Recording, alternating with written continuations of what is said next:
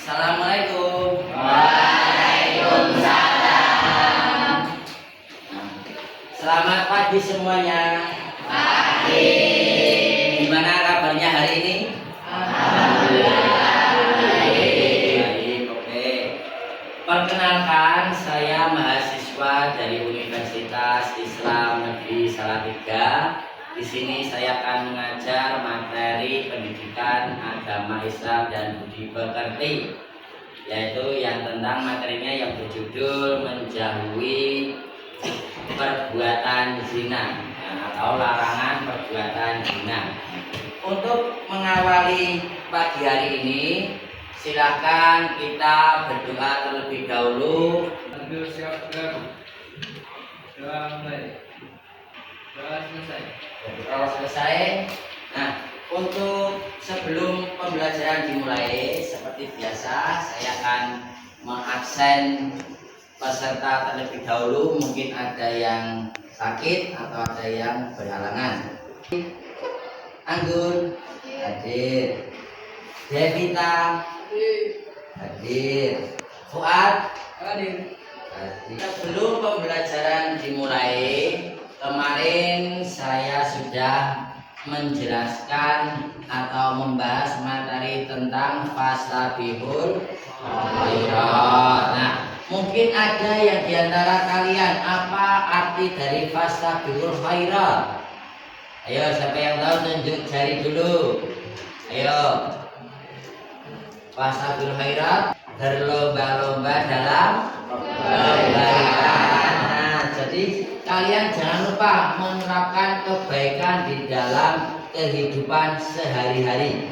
Nah, dimanapun berada, sekiranya itu baik segera dikerjakan. Nah, oke, untuk mempelajari materi selanjutnya yang hari ini, berarti kita akan membahas tentang larangan berbuat zina.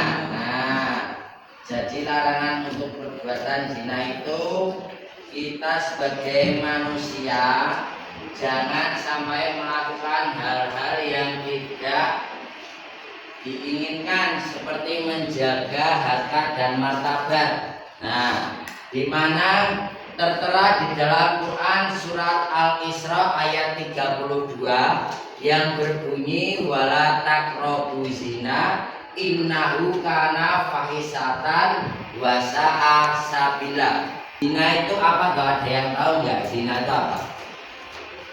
Ayo, siapa yang tahu? Tunjuk jari. Ya, silakan. Apa? Oke. Banget. Zina adalah hubungan badan atau persetubuhan antara laki-laki dan perempuan yang tidak terikat dengan hubungan perkawinan dan sah. Ya, oke. Kasih tepuk tangan.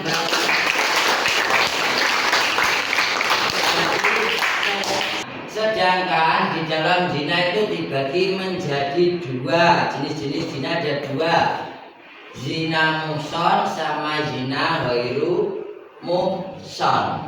Nah, zina muhson adalah zina yang dilakukan ketika sudah berkeluarga atau ketika dia sudah menikah. Contohnya orang yang sudah bersuami istri tetapi masih ingin suaminya orang lain atau istrinya orang lain, itu yang. Sedangkan zina ghairu muhson yaitu zina yang belum menikah. Berarti ya seperti kalian semua masih jaka, belum mempunyai suami dan belum memiliki istri. Terus ada lagi hukumannya. Nah, hukuman ini yang paling sangat tegas bagi perilaku zina. Hukuman perilaku zina yaitu dirajam. Rajam itu berarti dilempari batu. Nah, dilempari batu sebanyak 100 kali. Nah, itu pun bahkan sampai meninggal. Nah, jadi lehernya dilihatkan, dikubur badannya sampai leher, terus dilempari batu. Nah, sedangkan yang zina ghairu muhson itu hukumannya didera atau dicambuk sebanyak 100 kali. Dicambuki berarti disabet. Nah, dicambuk sebanyak 100 kali. Setelah itu baru diasingkan atau dibuang ke negara yang lain atau diasingkan, tidak boleh kembali. Nah, hikmahnya itu apa loh? Orang yang menjauhi perbuatan zina otomatis akan mendapat apa? Pahala. Benar. Kita itu menjauhi perbuatan zina dengan cara bagaimana? Memperbanyak ibadah kepada Allah. Terus ada lagi menjaga aurat. Pintar. Terus apa lagi? Menjaga pandangan. Nah, itu juga termasuk dari menjauhkan kita dari berbuat zina. Nah, untuk sekarang silakan kita membuat kelompok untuk berdiskusi mengenai tentang larangan perbuatan zina. Nah, jadi tujuannya supaya kita itu terhindar dari perbuatan zina. Nah, silakan. Untuk kelompok pertama sebelah sini, yang kedua sebelah sini, dan yang ketiga di sebelah sini, yang keempat sebelah sini, dan yang kelima sini, yang keenam sini. Berarti ada 6 kelompok. Nah, kelompok pertama yaitu membahas tentang pengertian zina dan jenis-jenisnya. Sedangkan untuk yang kelompok 2, hukum tajwid Quran surat Al-Isra, berarti hukumnya yang dibahas. Paham toh? Nah, terus yang ketiga yaitu arti perkata Quran surat Al-Isra ayat 32, berarti mengartikan perkata. Nah, sudah jelas? Ya, terus yang keempat yaitu tentang tafsir Quran surat Al-Isra, berarti tafsirnya yang dibahas. Oke, dan yang kelima tentang dampak negatif dari perilaku perbuatan zina. Berarti negatif itu yang buruk. Kok melakoni zina ini keburukannya apa? Nah, kalian cari. Nah, sedangkan yang terakhir yaitu hikmah. Hikmah dari kita tuh menjauhi perbuatan zina, hikmahnya apa? Silakan dibuat per kelompok. Nah, silakan mulai sekarang dikerjakan. Nah, yuk.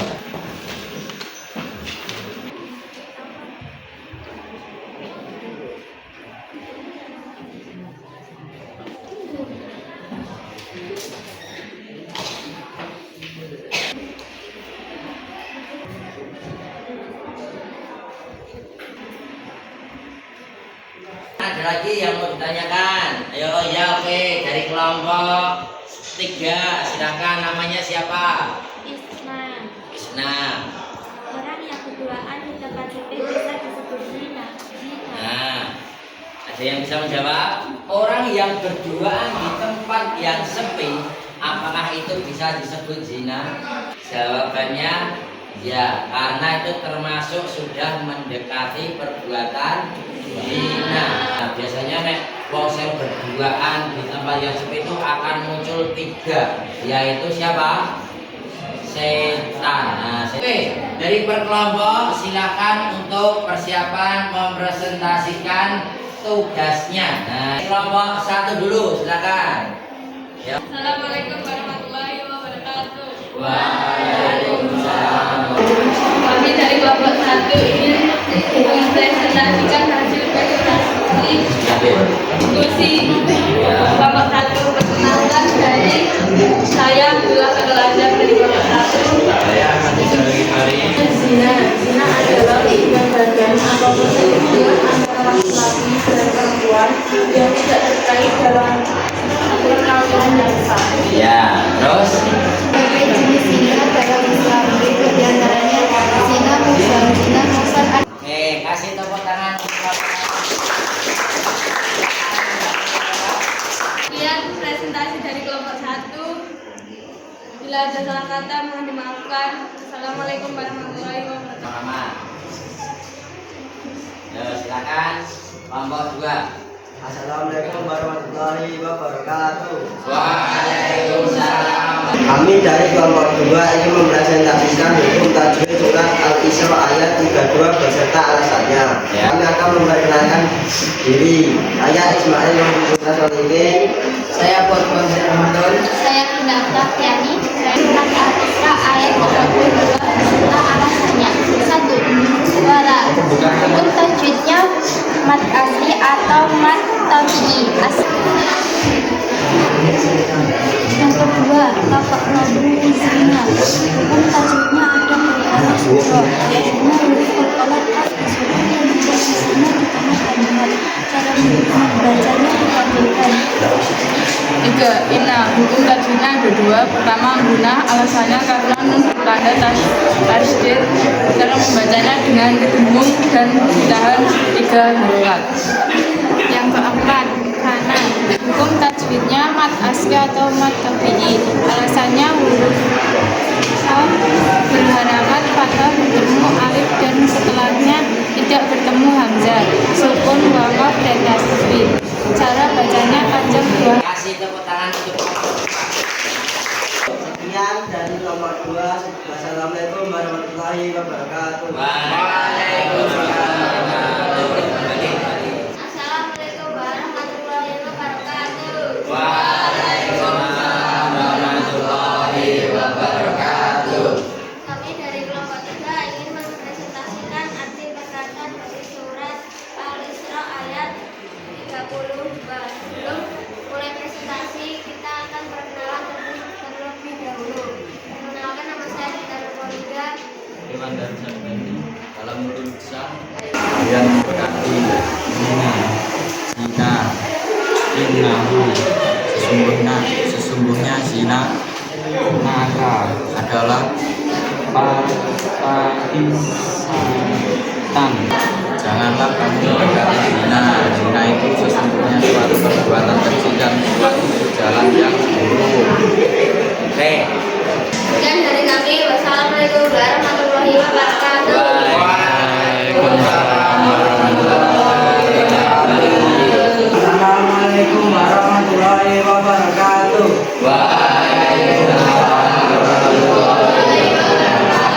Kami dari kelompok 4 akan mempresentasikan tentang tafsir surat Al-Isra ayat 32. Ya, silakan.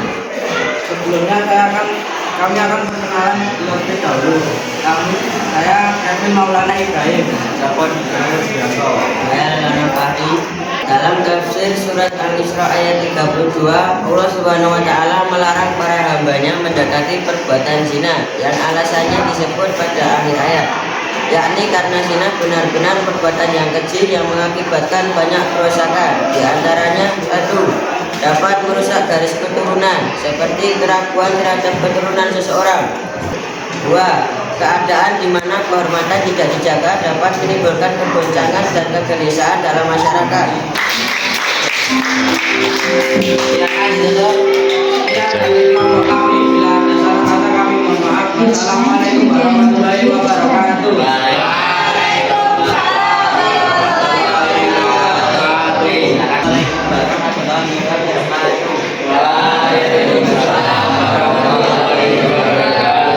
Kami dari kelompok 5 ingin mempresentasikan tentang dampak negatif bagi pelaku zina di akhirat. Ya. Silakan. Sebelumnya perkenalkan, nama saya Nova Adrian Adianto. Saya Muhammad Zaka Rizky. Saya Ramadhani Zahra Kartika.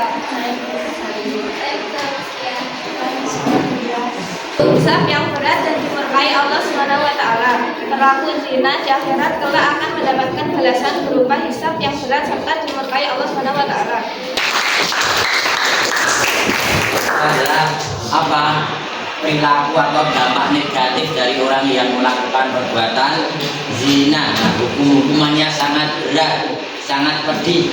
Makanya kita jangan sampai melakukan perbuatan zina. Oke, silakan kembali dari kelompok 5. Sekian presentasi dari kami. Mohon maaf jika Assalamualaikum warahmatullahi wabarakatuh. Waalaikumsalam warahmatullahi wabarakatuh. Assalamualaikum warahmatullahi wabarakatuh.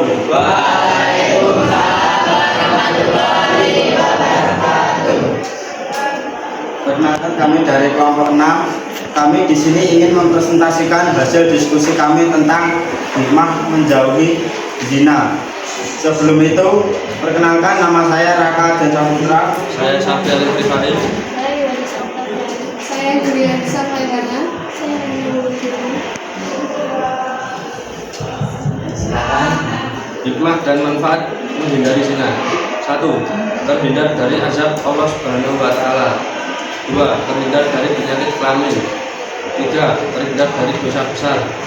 4. Menjaga kehormatan dan nama baik. Presentasi dari kami, apabila ada salah kata mohon dimaafkan. Wassalamualaikum warahmatullahi wabarakatuh.